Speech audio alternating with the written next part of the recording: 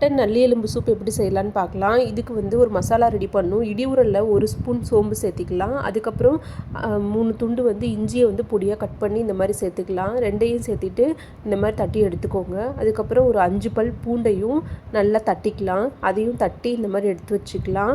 இது தட்டி தனியாக எடுத்து வச்சுக்கோங்க. அதுக்கப்புறம் சின்ன வெங்காயம் வந்து ஒரு 15 சின்ன வெங்காயத்தை இந்த மாதிரி தட்டி இடி உரலில் தட்டி நீங்கள் மொத்தமாக எடுத்து வச்சுக்கோங்க. இப்போ நம்ம இஞ்சி பூண்டு எல்லாம் தட்டி எடுத்துட்டோமா. அதுக்கப்புறம் தக்காளி 1 கட் பண்ணிக்கோங்க. சின்ன வெங்காயம் தட்டி எடுத்தாச்சு. 2 பச்சை மிளகாய் எடுத்து வச்சுருக்கோம் காரத்துக்கு.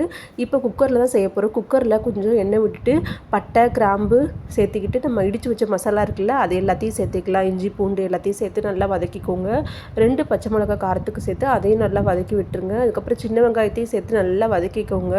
நல்லா பச்சை வாசம் போகிற வரைக்கும் ஸ்லோ ஃப்ளேமில் நல்லா வதக்கிட்டு தக்காளியும் சேர்த்து விட்டுக்கோங்க. தக்காளியும் சேர்த்து விட்டு நல்லா வதக்கிக்கோங்க.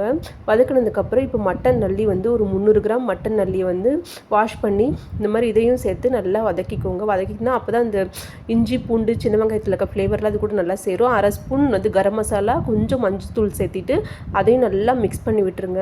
மிக்ஸ் பண்ணி விட்டுட்டு இதுக்கு தேவையான கல்லுப்பு சேர்த்திக்கோங்க. கல்லுப்பு சேர்த்துனா ரொம்ப டேஸ்டியாக இருக்கும். அதுக்கப்புறம் மட்டன் நல்லி முழுகிற அளவுக்கு தண்ணி ஊற்றிட்டு அதுக்கப்புறம் கொத்தமல்லி எல்லாம் தூவி விட்டு ஒரு கொதி வந்ததுக்கப்புறம் ஒரு 10 விசில் விட்டு இறக்குங்க. உங்களுக்கு மட்டன் நல்லி எலும்பு சூப் ரெடி ஆகிடும். இது வந்து நம்ம உடம்புக்கு தேவையான ஊட்டச்சத்து எல்லாமே கொடுக்கும். ட்ரை பண்ணி பாருங்கள்.